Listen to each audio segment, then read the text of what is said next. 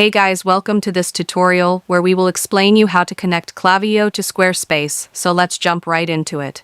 Firstly, you have to log into your Klaviyo account, and once you are logged in you will land directly on your homepage. From there, look over on the left side of your dashboard where you will find a tab called Integrations. Click on that, and it will take you to a new page where you can manage and add any platform integrations available in Klaviyo.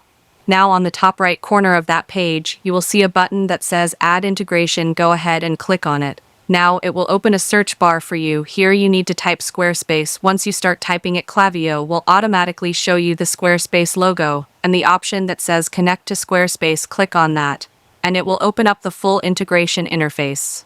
If you already have a Squarespace account, this is where you can connect it simply by logging into your Squarespace dashboard. Klaviyo will ask you to allow access between the two platforms. Just click Allow and your accounts will start syncing in the background. And that's how you can connect your Squarespace site to Klaviyo quickly and easily.